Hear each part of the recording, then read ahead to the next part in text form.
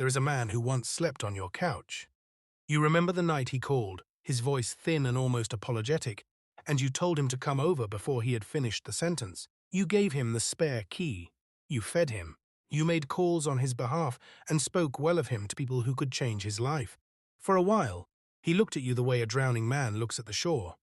Now he does not answer your messages. When you cross paths by accident, something tightens in his face. He is colder with you than he is with strangers, and you search your memory for the offense, the wrong word, the forgotten promise, and you find nothing, because there was no offense. The thing he cannot forgive is the help itself. This is one of the oldest and quietest betrayals, and almost no one says its name out loud. The people you lift will in time often come to resent you for the lifting. Not all of them, not always, but often enough that you should stop being surprised when it happens and start understanding why. Begin with what help actually is. You think of it as a gift, something given freely, expecting nothing back, but nothing given between two people is ever weightless. The moment you help someone who could not help themselves, you create a debt. Not a debt of money, a debt of meaning. You become in that exact instant the stronger one and they the weaker. You are the shore. They are the man in the water. And every kindness you offered is now also a record, a quiet ledger of the day they could not stand on their own. For a while they can carry that ledger. Gratitude is light at first, but gratitude is a posture, and no one can hold a posture forever. Every time they remember what you did, they also remember what they were when you did it. Smaller, frightened, dependent. You did not just hand them food or money or a name. You handed them a mirror, and in that mirror they saw the version of themselves they most want to forget. Nietzsche saw this clearly.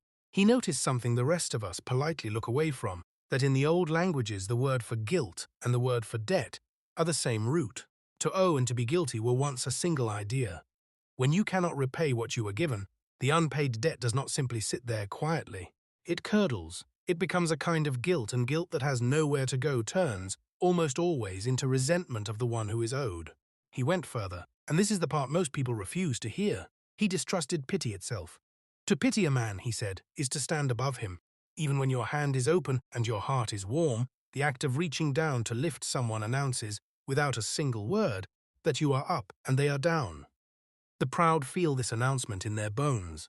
And there is more pride hidden in the wounded than in the secure, because pride is often the only thing the wounded have left.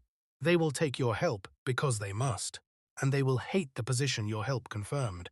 Watch it happen in slower motion.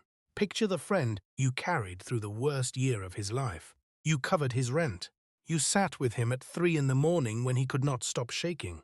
Months pass, and his life steadies, and you notice he stops mentioning that year at all. He rewrites it.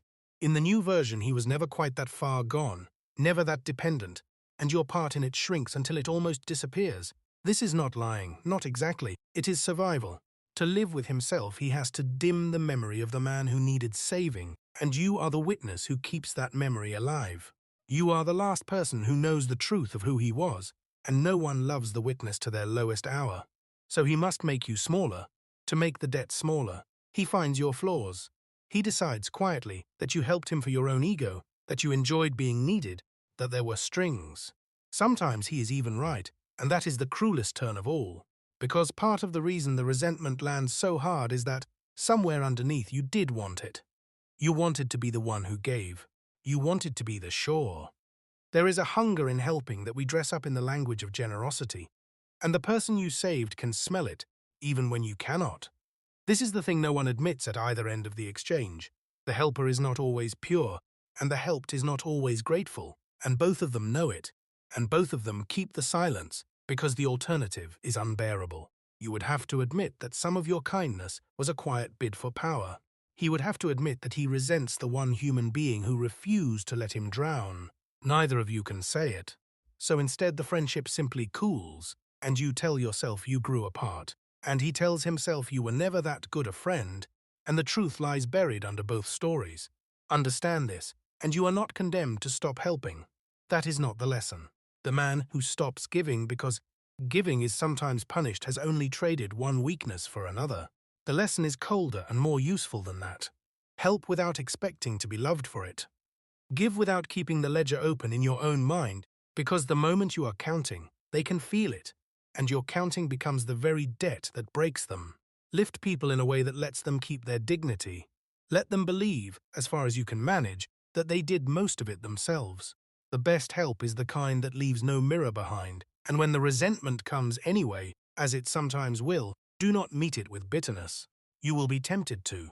You will want to list everything you did, to force the ledger open and demand it be read aloud. Resist that. It will only deepen the very wound that turned them against you, because here is the part the cold lucidity is meant to protect, not destroy. The man who resents you is not a villain. He is just a person who could not bear to be seen at his weakest by someone strong enough to remember. That is not evil. That is the oldest ache there is. And if you have ever quietly pulled away from someone who once carried you, then you already know the shape of it from the inside. And you can forgive him the way you would want one day to be forgiven yourself.